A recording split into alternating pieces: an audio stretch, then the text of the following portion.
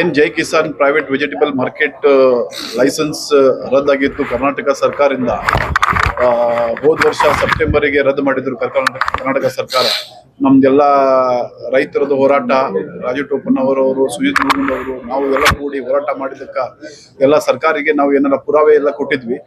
ಆ ಎಲ್ಲ ಗಮನಕ್ಕೆ ತಗೊಂಡು ಹೋದ ವರ್ಷ ಸೆಪ್ಟೆಂಬರ್ಗೆ ಗವರ್ಮೆಂಟ್ ಅದನ್ನ ಅವ್ರ ಲೈಸೆನ್ಸ್ ಏನ್ ಕೊಟ್ಟಿದ್ರು ಅದನ್ನ ರದ್ದುಪಡಿಸಿದ್ರು. ಅದು ಹೊರತು ಆ ಆರ್ಡರ್ ಅನ್ನ ಅವರು ಕರ್ನಾಟಕ ಉಚ್ಚ ನ್ಯಾಯಾಲಯ ಧಾರವಾಡ ಪೀಠದಲ್ಲಿ ಅದನ್ನ ಚಾಲೆಂಜ್ ಮಾಡಿದ್ರು. ಅಲ್ಲಿ ಪಿಟಿಷನ್ ಇಸ್ ನಾಟ್ ಮೇಂಟೈನಬಲ್ ಅಂತ ಹೇಳಿ ಆರ್ಡರ್ ಮಾಡಿದ್ರು. ಅದಾದ್ಮೇಲೆ petition is not maintainable before the KIT Bangalore ಅಂತ ಹೇಳಿ ಮಾನ್ಯ ಉಚ್ಚ ನ್ಯಾಯಾಲಯ ಅದನ್ನ ಆದೇಶಪಡಿಸಿದ್ರು. ಆದ್ಮೇಲೆ ಅವರು KITಗೆ ಏನು ಹೋಗಿದ್ರು, ಅವ್ರು KIT ಅಪ್ರೋಚ್ ಆಗಕ್ಕೆ ಅವ್ರು ವಿಳಂಬ ಆಗಿತ್ತು. ಅದ ಕಾರಣಕ್ಕೆ ನಾವು ಅದನ್ನ ಪ್ರೊಟೆಸ್ಟ್ ಮಾಡಿದ್ವಿ. That the petition is barred by limitation ಅಂತ ಹೇಳಿ ಅಪೀಲ್ ಕೇಳಬಾರದು ಅಂತ ಹೇಳಿ ನಾವು ಅದನ್ನ ಪ್ರೊಟೆಸ್ಟ್ ಮಾಡಿದ್ವಿ. ಸುಮಾರು ಒಂದು 3-4 ತಿಂಗಳ ಅದರ ಬಗ್ಗೆ ಹಿಯರಿಂಗ್ ಆಯಿತು. ನಾವು ಮತ್ತೆ ಸೀನಿಯರ್ ಕೌನ್ಸಿಲ್ ಶ್ರೀ ಆನಂದ್ ಮಂಡಗಿ ಅವರು ಬೇರೆ ರೈತರ ಪರವಾಗಿ ಅವರು ಅಪಿಯರ್ ಆಗಿ ನಾವು ಇದನ್ನ ವಾದ ಮಂಡಿಸಿದ್ವಿ. KIT ಇವತ್ತಿನ ತಾರೀಕಿಗೆ ಅದು ಆರ್ಡರ್ ಅನ್ನ ನಮ್ಮ ಪರವಾಗಿ ಆಗಿದೆ. ಅದು ಆರ್ಡರ್ ಏನಿದೆ ಅಂತಂದ್ರೆ the petition is border by limitation and both appeals have been dismissed ಅಂತ KIT ಡಿವಿಷನ್ ಪೀಠ ಅದನ್ನ ಆರ್ಡರ್ ನಮ್ಮ ಕಡೆ ನಮ್ಮ ಫೇವರ್ದಲ್ಲಿ ಮಾಡಿದ್ದಾರೆ. ಇವತ್ತಿನ ದಿವಸ ಏನು ಒಂದು ಐತಿಹಾಸಿಕ ನಿರ್ಣಯ ಒಂದು KIT ಯಲ್ಲಿ ಬಂದಿದೆ. ಈಗಾಗಲೇ ನಮ್ಮ ವಕೀಲರಾದ ಶ್ರೀ ನಿತಿನ್ ಮೌಲ್ ಬಂದಿಯವರೆಲ್ಲ ತಮಗೆ ಅದರ ಬಗ್ಗೆ ವಿವರಣೆ ಕೊಟ್ಟಿದ್ದಾರೆ, ನ್ಯಾಯಾಲಯದಲ್ಲಿ ನಡೆದಂತ ಘಟನೆಗಳ ವಿವರ. ಸೊ ಇವತ್ತಿನ ದಿವಸ ಈಗಾಗಲೇ 2 ಬಾರಿ ಜೈ ಕಿಸಾನ್ ಮಾರ್ಕೆಟ್ಗೆ ಹಿನ್ನಡೆ ಆಗಿದೆ ಅಂತ ಹೇಳಕ್ ಇಷ್ಟಪಡ್ತಾ ಇದ್ದೇನೆ. ಇನ್ನು ಮುಂದಾದರೂ ಕಾನೂನು ಬಾಹಿರವಾದಂತಹ ಜೈ ಕಿಸಾನ್ ಮಾರ್ಕೆಟ್ ಗಾಂಧಿನಗರದಿಂದ ಅದನ್ನ ಅಲ್ಲಿಂದ ಶಿಫ್ಟ್ ಇಲ್ಲಿ ಮಾಡಿದಾರೋ ಅದನ್ನ ಈಗ ಸಂಡೇ ಮಾರ್ಕೆಟ್ ಅಲ್ಲಿ ಕನ್ವರ್ಟ್ ಮಾಡಿದ್ದಾರೆ. ಆ ಸಂಡೇ ಮಾರ್ಕೆಟ್ ಇಂದ ಅದು ಕೂಡ ಕಾನೂನು ಬಾಹಿರವಾಗಿದೆ. ಅದಕ್ಕೆ ಹೇಗೆ ಅನುಮತಿ ಇವರು ಕೊಟ್ಟಿದ್ದಾರೋ ಗೊತ್ತಿಲ್ಲ. ಆದ ಕಾರಣ APMC ಸೆಕ್ರೆಟರಿ ಅವರ ಹತ್ರ ವಿನಂತಿ ಮಾಡ್ಕೊತಾ ಇದ್ದೇನೆ, ಹಾಗೂ ಕೃಷಿ ಮಂತ್ರಿಗಳಿಗೂ ಕೂಡ ನಾನು ವಿನಂತಿ ಮಾಡ್ಕೊತಾ ಇದ್ದೇನೆ. ಈ ಒಂದು ಸಂಡೇ ಮಾರ್ಕೆಟ್ ಇರೋದ್ರಿಂದ ಇರುವಂತ APMC ಮಾರಾಟ ಮಾಡುತ್ತಿರುವ ಇತರ ತರಕಾರಿ ವರ್ತಕರಿಗೆ ಇದರಿಂದ ನಷ್ಟ ಆಗ್ತಾ ಇದೆ. ಯಾಕಂದ್ರೆ ಟ್ಯಾಕ್ಸ್ ಎಲ್ಲ ಉಳಿದ ಎಲ್ಲ ಏನು ತೆಗೆಗಳು ಎಲ್ಲ ಇದಾವೋ APMC ಮೂಲಕ APMCಗೆ ಕಟ್ಟಲಾಗ್ತಾ ಇದೆ. ಆದ್ರೆ ಇದರಲ್ಲಿ ಇನ್ನೂ ಕೂಡ ಮೋಸ ಆಗ್ತಾ ಇದೆ. ಸಂಡೇ ಮಾರ್ಕೆಟ್ ಇರೋದ ಕಾರಣ ಇನ್ನೂರು ಕೂಡ ರೈತರಿಗೆ ಮೋಸ ಆಗ್ತಾ ಇದೆ. ಸೊ ಇವತ್ತಿನ ದಿವಸ ಏನು ಒಂದು ಜೈ ಕಿಸಾನ್ ಮಾರ್ಕೆಟ್ ನಲ್ಲಿ ತಮ್ಮದೇ ಆದಂತ ಒಂದು ದರ್ಬಾರ್ ನಡೆಸಿ ರೈತರಿಗೆ ಏನು ಮೋಸ ಆಗ್ತದೆ ಆ ಮೋಸ ಈಗಾಗಲೇ 70% ಅಷ್ಟು ಕಡಿಮೆ ಆಗಿದೆ ಅಂತ ಹೇಳಕ್ಕೆ ಇಷ್ಟಪಡ್ತೀನಿ. ಯಾಕೆ 70% ಈಗಾಗಲೇ APMC ವರ್ತಕರು ವ್ಯಾಪಾರ ಮಾಡಿರ್ಬೇಕಾದ್ರೆ ಅಲ್ಲಿ ಒಳ್ಳೆ ಒಂದು ಅವಕಾಶ ರೈತರಿಗೆ ವ್ಯಾಪಾರ ಮಾಡಕ್ಕೆ ಸಿಕ್ಕಿದೆ. ಸಂಡೇ ಮಾರ್ಕೆಟ್ ಅನ್ನು ಆದಷ್ಟು ಬೇಗ ಇದನ್ನ ಬಂದ್ ಮಾಡಿ ಶಿಫ್ಟ್ ಮಾಡಲು ಕೊಡದೆ ಹೋಗಿದ್ರೆ ನಾವೆಲ್ಲ ಅದಕ್ಕೆ ಮತ್ತೆ ಪುನಃ ಹೋರಾಟ ಮಾಡಬೇಕು. ಇದರಲ್ಲಿ ಇದೊಂದು ಜಯ ಗಳಿಸೋದಕ್ಕಂತ ಹೇಳಿದ್ರೆ ರೈತ ಮುಖಂಡರಾದ ಚನ್ನಪ್ಪ ಪೂಜಾರಿ ಆಗಿರ್ಬೋದು, ಹಾಗೂ ಸಂಜೀವ್ ಹಾವಣ್ಣ ಆಗಿರ್ಬೋದು, ಅಥವಾ ಸಾಮಾಜಿಕ ಕಾರ್ಯಕರ್ತರಾದಂತಹ ಹಾಗೂ ವಿಜಿಲ್ ಬೌರ್ ಅನ್ಬೋದು, ಇವರು ನಮ್ಮ ರಾಜ್ಕುಮಾರ್ ಟೋಪಣ್ಣವರವರು, ನಾವು ಮತ್ತೆ ಇನ್ನೊಂದು ಎಲ್ಲರೂ ಕೂಡಿ ಒಂದು ರಸ್ತೆ ಮೇಲಿನ ಹೋರಾಟ ಕೂಡ ಮಾಡಿದ್ವಿ. ಅದರ ಜೊತೆಗೆ ಕಾನೂನು ಮೂಲಕ ಹೋರಾಟ ಮಾಡಿದಂತ ನಿತಿನ್ ಬೋಲ್ಮಂದಿ ಅವರು ಹಾಗೂ ಅನಂತ ಮಂಡಿಗೆ ಅವರು ಕೋರ್ಟ್ ನಲ್ಲಿ ಈಗಾಗಲೇ ಜಯಗಳನ್ನು ಜಯಗಳಿಸಿದ್ದಾರೆ.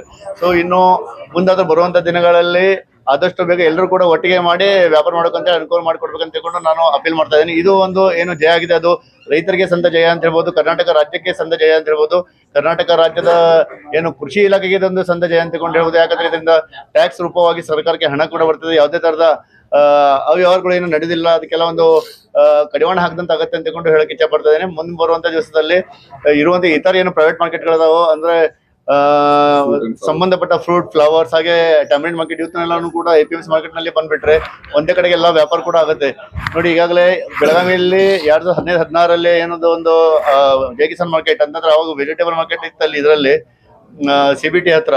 ಅದನ್ನ ಮಾನ್ಯ ಹಿಂದಿನ ಹಾಗೂ ಈಗಿನ ಮಂತ್ರಿ, ನಮ್ಮ ಜಿಲ್ಲಾ ಪಾಲಕ ಮಂತ್ರಿಗಳಾದಂತಹ ಶ್ರೀ ಸತೀಶಣ್ಣ ಜಾರಕಿಹೊಳಿ ಅವರು ಅದನ್ನು ಅಲ್ಲಿಂದ ತಂದು ಈ ಕಡೆಗೆ ಶಿಫ್ಟ್ ಮಾಡಿದ್ರು. ಅದ ಕಾರಣ ಅಂತ ಒಂದು ಟ್ರಾಫಿಕ್ ಸಮಸ್ಯೆ ತುಂಬಾ ಆಗ್ತಾ ಇತ್ತು. ಎರಡನೇದಾಗಿ ಅಲ್ಲಿ ರೈತರ ಮೇಲೆ ಅನ್ಯಾಯ ಆಗ್ತಾ ಇತ್ತು. ಸೊ ಅದನ್ನ ಕಂಟ್ರೋಲ್ ಅಲ್ಲಿ ತರಬೇಕಂತ ತಿಳ್ಕೊಂಡು ಟ್ರಾಫಿಕ್ ಕಂಟ್ರೋಲ್ ತಂದು ಜನರಿಗೂ ಕೂಡ ಅದರ ಹಿತ ಆಗಬೇಕು, ಜೊತೆಗೆ ರೈತರಿಗೂ ಕೂಡ ಹಿತ ಆಗ್ಬೇಕಂತ ತಿಳ್ಕೊಂಡು ಅದನ್ನ ಮಾನ್ಯ ಸತೀಶ್ ಜಾರಕಿಹೊಳಿ ಸಾಹೇಬರು APMC ತಂದ್ರು. ಆದ್ರೆ ಒಂದು BJP ಸರ್ಕಾರ ಬಂದ ನಂತರ ಅಂದಿನ ಶಾಸಕರ ಷಡ್ಯಂತ್ರಕ್ಕೂ ಹುನ್ನಾರದಿಂದ ಈ ಒಂದು ಮಾರ್ಕೆಟ್ ಅನ್ನು ವಾಪಸ್ ಪ್ರೈವೇಟ್ ಮಾರ್ಕೆಟ್ಗೆ APMC ಇಂದ ತೆಗೆದು ಜೈ ಕಿಸಾನ್ ಮಾರ್ಕೆಟ್ ಅಂತೇಳಿ ಗಾಂಧಿನಗರ್ಗೆ ಶಿಫ್ಟ್ ಮಾಡುವಂತ ಒಂದು ಹುನ್ನಾರ ನಡೆದಿದೆ. ಇದರಲ್ಲಿ 60 ಕೋಟಿ ರೂಪಾಯಿ ಕೇಂದ್ರ ಸರ್ಕಾರ ಕೂಡ ಕೊಟ್ಟಿತ್ತು. ಅದೇ ಜೊತೆಗೆ 100 ಕೋಟಿ ಹಣ ಸರ್ಕಾರ ಕೂಡ ವೆಚ್ಚ ಮಾಡಿದ್ದು. ಅಂದಿನ ಮಂತ್ರಿಗಳಾದಂತಹ ಶ್ರೀ ಸತೀಶ್ ಜಾರಕಿಹೊಳಿ ಅವರು ಕೂಡ ಈ ಒಂದು ಹಣವನ್ನು ಸರ್ಕಾರ ತಂದು ಸುಮಾರು ಮಳೆಗಳನ್ನು ಅಲ್ಲಿ ಕಟ್ಟಿಸಿ ಅನುಕೂಲ ಮಾಡಿಕೊಡ್ತಾರೆ. ಅದನ್ನ ಕಿತ್ತಿಸಿ ಅಲ್ಲೊಂದು ಈ ಕಡೆ ಒಯ್ದು ಒಂದು ಯಾವ ವ್ಯವಹಾರಕ್ಕಾಗೋ ಅಥವಾ ಯಾವ ಅವ್ರದ್ದು ದುರಾಡಳಿತ ನಡೆಸಿದ್ರೆ ಗೊತ್ತಿಲ್ಲ, ಅಭಿವೃದ್ಧಿ ಹರಿಕಾರ ಅಂತೇಳಿ ಅಭಿವೃದ್ಧಿಗೆ ಕಡಿವಾಣ ಹಾಕಿ ಅದನ್ನ ಸ್ಟಾಪ್ ಮಾಡಿದವ್ರೆ ಹಿಂದಿನ ಶಾಸಕರಾದ ಅಭಯ್ ಪಟೇಲ್ ಅಂತ ಹೇಳಕ್ ಇಚ್ಛೆ ಪಡ್ತಾ ಇದ್ದೀನಿ. ಅವರಿಂದ ಅದನ್ನ ನಷ್ಟ ಆಗಿತ್ತು. ಆಗಿನ ಇನ್ನೊಬ್ರು ಶಾಸಕರಾದ ಅನಿಲ್ ಬೆನ್ಕೆ ಅವರು ಕೂಡ ಅದರಲ್ಲಿ ಪಾಲ್ಗೊಂಡಿದ್ರು ಅಂತ ಹೇಳ್ತಾರೆ. ಯಾಕಂತಂದ್ರೆ ಇದು ಆಗಿರೋದು ಉತ್ತರ ಕ್ಷೇತ್ರದಲ್ಲಿ ಇದನ್ನ ನಿಲ್ಲಿಸಬಹುದಿತ್ತು. ಅದನ್ನ ನಿಲ್ಲಿಸ್ದೇನೆ ಅದನ್ನ ಪ್ರೈವೇಟ್ ಮಾರ್ಕೆಟ್ಗೆ ಹೆಚ್ಚಿನ ಸ್ಥಾನವನ್ನು ಕೊಡುವಂತ ಕಾರ್ಯ ಮಾಡಿದ್ರು. ನಂತರ ಏನು ಕೇಂದ್ರದಲ್ಲಿ ಒಂದು ದೊಡ್ಡ ಹೋರಾಟ ನಡೀತು ರೈತರ ಇದರಿಂದ ಪ್ರೈವೇಟೈಸೇಷನ್ ವಿರುದ್ಧವಾಗಿ. ಸೊ ಅವಾಗ ಅದು ಮಾನ್ಯ ಪ್ರಧಾನಿಗಳಾದಂತ ನರೇಂದ್ರ ಮೋದಿ ಅವರು ತಮ್ಮ ರಾಜ್ಯಕ್ಕೆ ಅದನ್ನ ನೀವೇ ತೀರ್ಮಾನ ತಗೊಳ್ಳಿ ಅಂತ ಹೇಳ್ಕೊಂಡು ಅದನ್ನ ಆ ಒಂದು ಹೋರಾಟಕ್ಕೆ ಒಂದು ಉತ್ತರವನ್ನು ಕೊಟ್ಟರು. ಅಂದ್ರೆ ಆಯಾ ರಾಜ್ಯಗಳು ಪ್ರೈವೇಟ್ ಮಾರ್ಕೆಟ್ ಇಡಬೇಕು ಇಡಬಾರ್ದು ಅಂತ ತಿಳ್ಕೊಂಡು ತಾವೇ ತೀರ್ಮಾನ ತಗೊಳ್ಬೇಕಂತ ತಿಳ್ಕೊಂಡು ನಿರ್ಣಯ ತಿಳ್ಕೊಂಡು ಹೇಳಿದ್ರು. ಅದೇ ಪ್ರಕಾರ ಕರ್ನಾಟಕ ರಾಜ್ಯ ಆ ಒಂದು ಬಿಲ್ ಅನ್ನ ರೈತರ ಪರವಾಗಿ ನಿಂತ್ಕೊಂಡು ಪ್ರೈವೇಟ್ ಮಾರ್ಕೆಟ್ ಮಾಡಬಾರ್ದು ಅಂತ ತಿಳ್ಕೊಂಡು ತೀರ್ಮಾನ ತಗೊಂಡು ಆ ಒಂದು ಕಾಯ್ದೆನ ಹಿಂತೆಳ್ಕೊಂಡಿದೆ ಅಂತ ತಿಳ್ಕೊಂಡು ಹೇಳಕ್ ಇಚ್ಛೆ ಪಡ್ತಾ ಇದ್ದೀನಿ. ಆದ್ರಿಂದ ಇವತ್ತಿನಿಂದ ಯಾವುದೇ ತರದ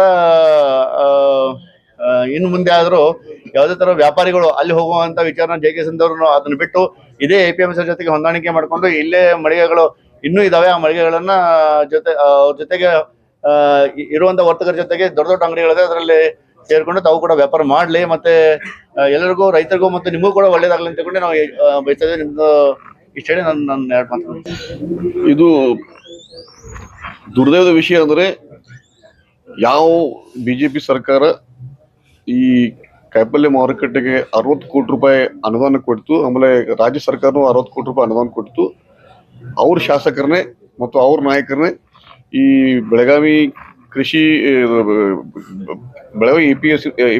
APMC ಇಂದ ಈ ಕಾಯಿಪಲ್ಯ ಮಾರುಕಟ್ಟೆನು ತಮ್ಮ ವೈಯಕ್ತಿಕ ಲಾಭವಾಗಿ ಅದನ್ನು JK ಸಿಂಧೂರ ಹೈವೇ ಕಡೆ ಶಿಫ್ಟ್ ಮಾಡಿದ್ರು.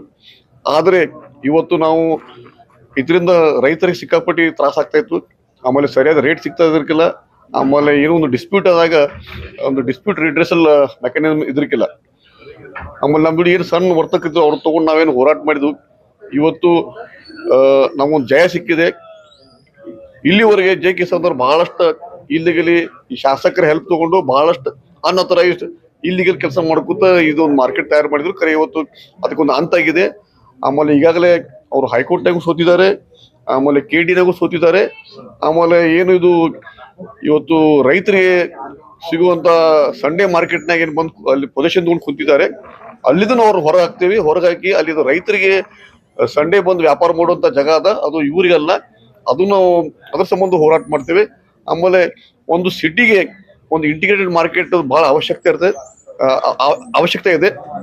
ಇಂಥ ಒಂದು ದೂರದೃಷ್ಟಿ ಬಿಜೆಪಿ ಲೀಡರ್ಶಿಪ್ ಇಲ್ಲ. ಇವತ್ತು ನಾನು ಬಿಜೆಪಿ ಲೀಡರ್ಸ್ ಏನು ಚೆನ್ನಮ್ಮ ಸರ್ಕಲ್ನಾಗ ಭಾಗವಹಿಸಿದ್ರು, ಅನಿಲ್ ಬೆನ್ಕೆ ಅವರು, ನನ್ನ ಆತ್ಮೀಯ ನನ್ನ ಬ್ರದರ್ ಅಂತ ಸಂಜಯ್ ಪಾಟೀಲ್ ಅವರು, ಆಮೇಲೆ ನಮ್ಮ ಹಿರಿಯರಾದಂತ ಕಡಾಡಿ ಸರ್, ಇವರೆಲ್ಲರಿಗೂ ನಾನು ಪ್ರಶ್ನೆ ಮಾಡ್ತೇನೆ. ಸರ್, ನೀವೆಲ್ಲರೂ ಕೂಡಿ ಅಭಯ್ ಪಾಟೀಲ್ ಅವ್ರ ಮಾತು ಕೇಳಿ ಆ ಹೋರಾಟಕ್ಕೆ ಬಂದ್ರಿ. ಆ ಹೋರಾಟ ರೈತರ ಪರವಾಗಿ ಇದ್ರಕ್ಕಿಲ್ಲ. ಇವತ್ತು ಹೈಕೋರ್ಟ್ ಆಗಲಿ KD ಇವರೆಲ್ಲರೂ ಏನ್ ಡಿಸಿಷನ್ ಕೊಟ್ಟಿದಾರ ಅದು ರೈತರ ಪರವಾಗಿ ಕೊಟ್ಟಿದಾರ. ಅಲ್ಲೆಲ್ಲೋ ನೀವು ಫೀಲ್ ಆದ್ರಿ. ಅದಕ್ಕೆ ದಯಮಾಡಿ ಈ BJP should not indulge in anti farmer activity. Thank you.